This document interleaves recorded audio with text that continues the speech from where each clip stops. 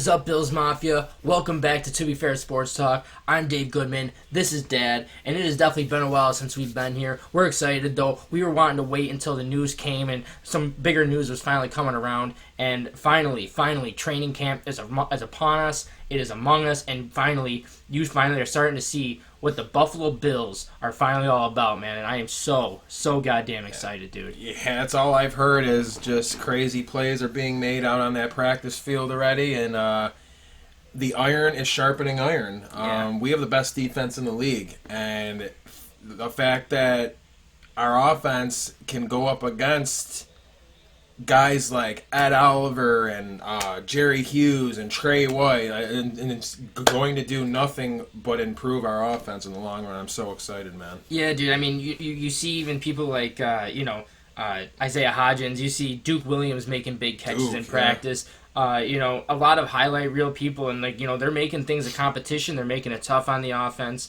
and it's going to be an exciting time. You see, hearing people like Cole Beasley talk so highly of Josh Allen this year, hearing all just the praise of the offense and how much more improved Josh Allen has already become in the few short days that he's been playing, man. Cole was saying that he's making throws that he wouldn't even attempt last year. He's just proven that he can be just the next level guy that we needed him to be last year. I know, it's so exciting watching it all unfold here. Year 3 is a big step here. He needs to be better than he was in year 1 and year 2, and I think he's taken all of the process steps here in order to take a huge leap forward in year 3, and I'm so excited, honestly. He's making everybody look good in practice. Duke's making plays, Hodges is making plays, Gabe Davis is making plays, Cole Beasley's making plays, Diggs is, dude, him and Diggs, dude. Yep. It's literal Buffalo Bills porn. Yeah. Watching these guys play catch, dude, I fucking love it, dude. These guys just make playing catch look so good. I'm sitting there watching them smile at each other, just throw the ball just casually to each other, and I got goosebumps. And from what I'm hearing, Diggs is getting the better of Trey White in practice, and honestly, that's hard to do. Yeah, it's very hard to do.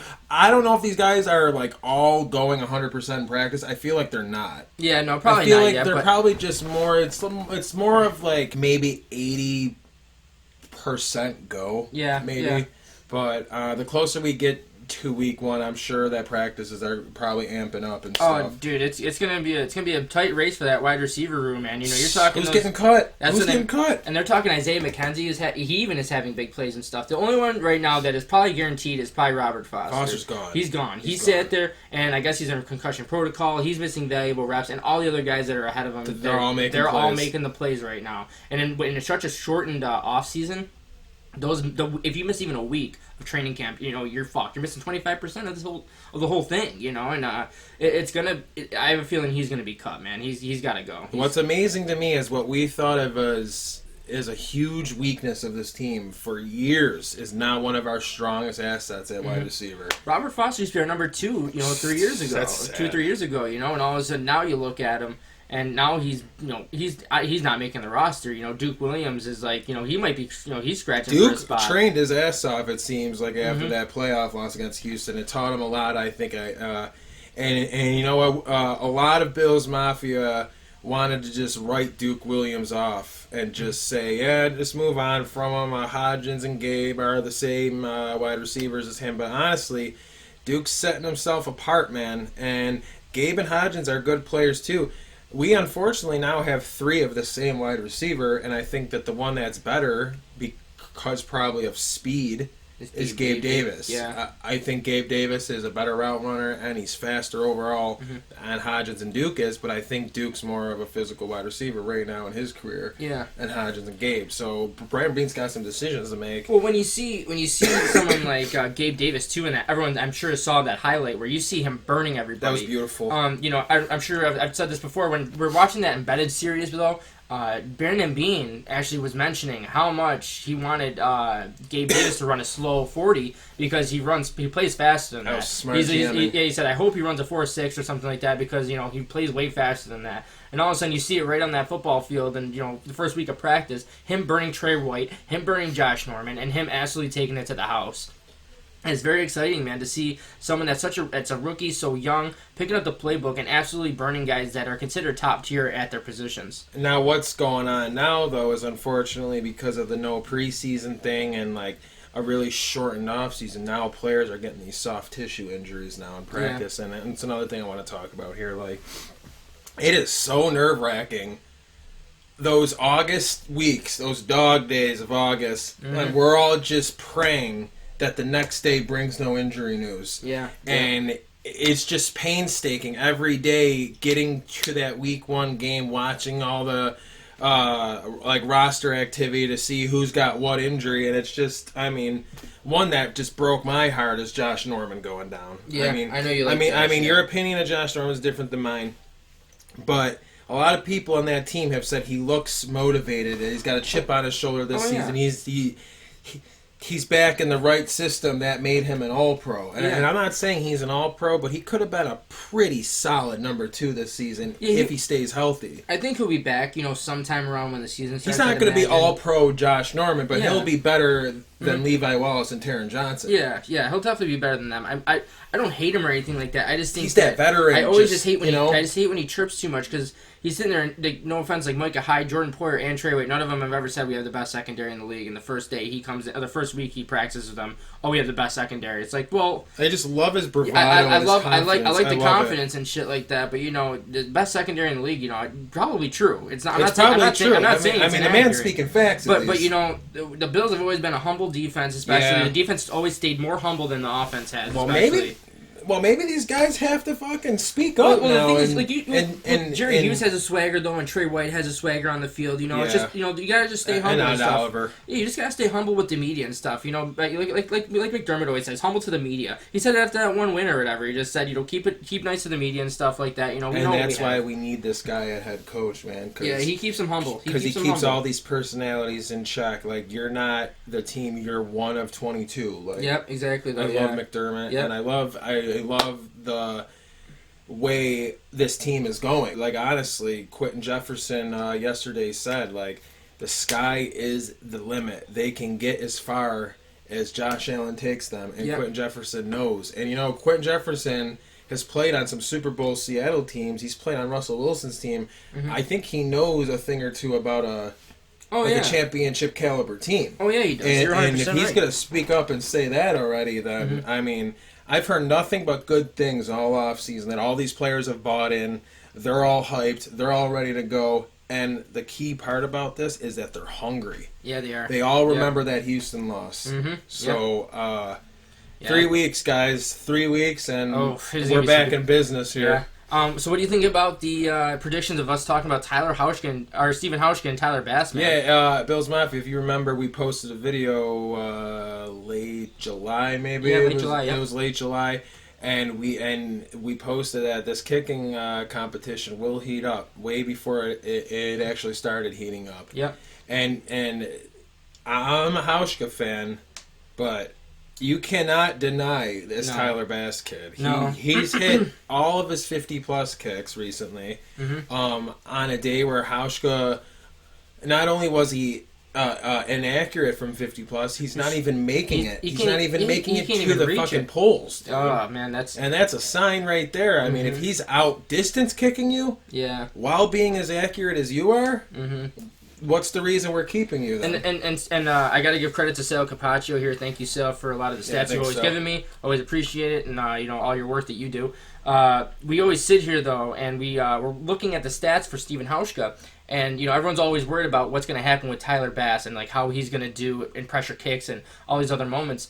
Tyler Bass, I understand it when he was in college had like an 80% field goal percentage. But Stephen Hauschka didn't have any better for the past 2 years. Right. He had like a 79 and an 80 And where did Tyler Bass kick? Outside most of the time? Yeah. In bad weather? Yeah. Yeah, and his offense sucked, so they put him in tough spots and tough kicks regularly. I think he played for Penn State. Yeah, and we all know about Penn State. They're known for linebackers, and that is absolutely it. Yeah. Nothing else. Yep. Nothing on offense.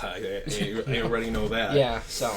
it's gonna be interesting to see, man, because it's a big change for a lot of people. They're gonna be worried because especially with field goals being being from the 15 now, and you got the pressure kicks are like more important now than ever. It feels like, it's just going to be a lot of pressure on a young rookie to come in and kick. But man, he has so far shown up, and he's been doing what he has to do to boom 56 yarders even and clear the hole. If he can show consistency for these last 2-3 weeks of practice, I think Sean McDermott and Bean have a tough decision on their hands. Yeah, they do. The only thing holding this back from happening is the fact that Tyler Bass is a rookie, and do you want him in pressure spots yet? Yeah, exactly. He hasn't proven that yet. If he can hit clutch kicks, and Hauschka, I mean, I love Hauschka, and he's hit clutch kicks. Yeah, if you look back at his career, he's hit clutch kicks playing in Buffalo, in Seattle. He has a proven track record of being clutch. I personally, if Tyler Bass wasn't looking as good as he was, I would say ride with Hauschka one more year. He had an injury; it wasn't his fault. Yeah. But Tyler Bass, man, he looks good. Well, they said they don't even think Tyler Bass would make it through waivers and shit like that if you were to go absolutely on the practice squad. I don't absolutely see it. Not. I mean, kickers are in such a necessity nowadays, and it's crazy too because I know they don't get paid a whole bunch because they're not they're not in the field a whole bunch. But when there's a good kicker though, they get paid money. You know what I mean? Like they get paid good money. Vanderjagt, Terry. Gostkowski, all those guys have lasted in the league a super long time. Tucker as well. Tucker on the Ravens, yeah. Who was that Eagles guy too? Akers. Yeah. David Akers, dude, he got paid. Yeah, so millions. So like when you sit here and you have kickers are so important. When you have a good kicker, they're willing to get paid and stuff. So I mean, if Tyler Hauschka or Steven Hauschka, he's getting paid a pretty decent buck to not be the kicker that he was when we originally signed him, man. And I mean, it happens. It's football. An injury can ruin a guy's career at any play. So exactly. Unfortunately, it's a business. It's not personal, but this is the beauty of training camp here.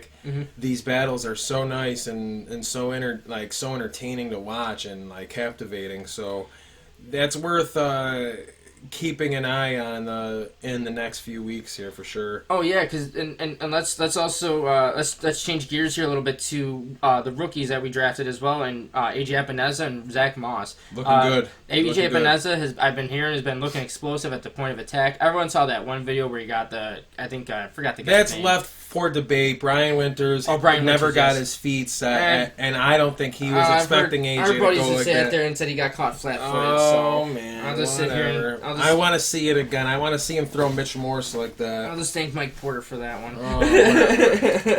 Because Epineza, man, he has that power though. He has the bull rush speed and everything like that you're looking for. He has the height and they have him practicing on all positions on the line. He's versatile. Yeah, and that's gonna make him last in the league a really long time. If you can line him up anywhere on the D line, you're keeping your guys fresh. Especially with Star Lotulelei opting out, but people getting injured along the line. I'm glad that happened. I don't even care. Oh yeah, everyone's forgetting about Star Lotulelei now, aren't you, fucking Bills Mafia? Harrison you Phillips, Vernon Butler, we're fine. Oliver. Everyone was sitting here bitching so much about anywhere. him. They were coming out of the fucking woodwork trying to defend this man. I've never seen it. 1 week into training camp, they forget the fucking name. I've never.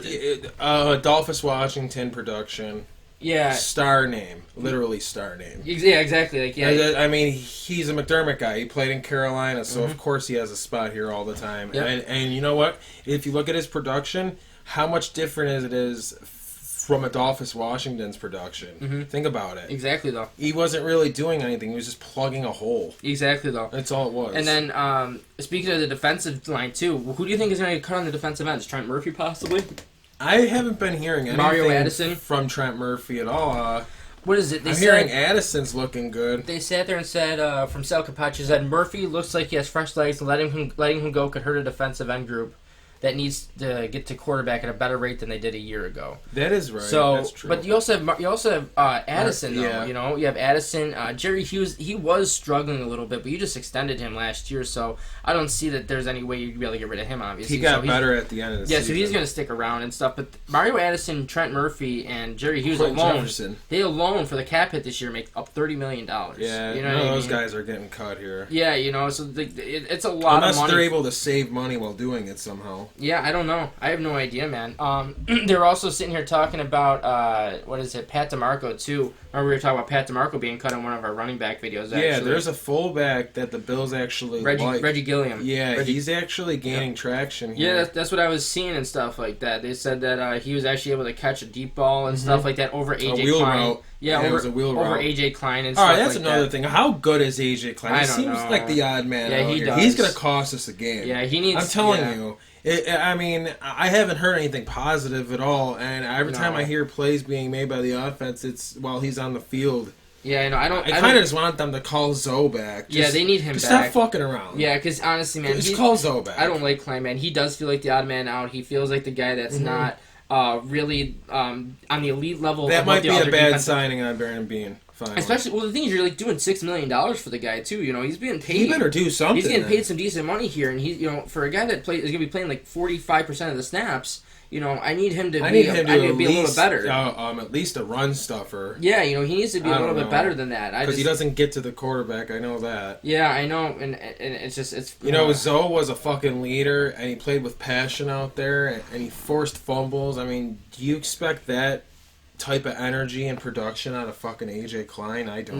No. I don't like that swap of linebacker there. I don't either. Zoe has said if Brandon Beane needs him, he's ready to go. And he needs. So why not just?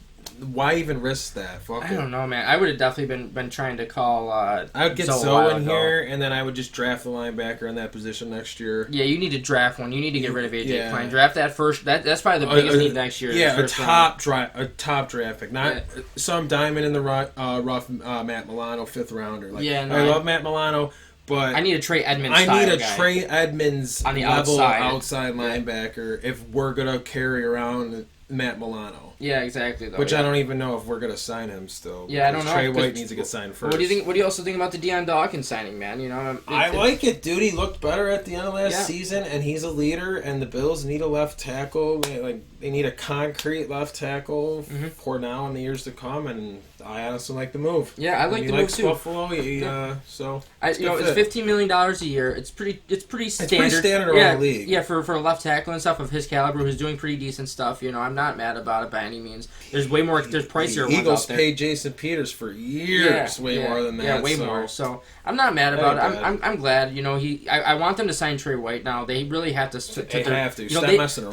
They extended McDermott, which I'm glad about as well. You know, that's gonna be if he actually lives out his contract, he's gonna be here for at least 8 years now, which is unbelievable. Oh man, if he wins a playoff game, he's never gonna leave. yeah. If he even wins a playoff game this year or the next year, that man is never leaving this city. No. He's never gonna leave. And you know what? We're gonna live and die with Brandon Beane and Sean McDermott, and that's fine by me because as a Bills fan for the past 20 years, I've never felt like this before. Yeah. And again, we're 3 weeks away, guys, and I can't tell you how excited and how badly I need Bills football here in my life. So yeah, well, so they extended McDermott, they extended Dawkins, and now they sit here and they need to work on Trey next. They need their. I'm saying they need to pay him $17-18 million a year. I don't care if he resets the market a little bit and stuff like that. He needs to get paid. He's a great cornerback. He's a leader on the defense, and without him there, they would be a complete mess. That's a huge hole. It'd be a complete mess. If Trey White is injured for more than like 2 weeks on the defense or something like that this year, we better watch out because it is not. It is you can't trust Josh Norman as a number one against these guys anymore. Nope. And then you're talking Levi Wallace, Taron Johnson. You're pretty much leaving it up to these guys. Cam Lewis or whatever. You're leaving it up to these kind of guys to sit here and make a chance to make a play against these elite wide receivers and stuff when Trey White is really the only one that can handle the likes of DeAndre Hopkins or Julio Jones and stuff like that. And even he struggles with guys like them. I can only imagine what would happen if Levi Wallace was sitting there going up to him against those guys on a weekly basis, man. Well, that's going to do it for us, guys. We wanted to give you a big recap of the whole first week of the Bills training camp. It's going to be an exciting time. We got another week coming, and we're super excited to keep the episodes rolling. I appreciate you guys coming back, giving us a watch. We missed you guys so much, and we're super excited. Smash that like button, Bills Mafia. Oh yeah, smash the like button. Subscribe to the channel if you can as well. It helps out everything. I really appreciate it. We appreciate it. And we cannot wait to keep the episodes going. The Bills Mafia is fucking rambling, dude. They're fucking going. It's buzzing in the city. It's buzzing in the city. And it's not murder hornets. It's not murder hornets. No. It's Bills Mafia, baby. Yeah, no. Let's go. Yep, so thank you guys so much. We'll tune in to you guys soon. Have a good one. And always, go Bills. Go Bills.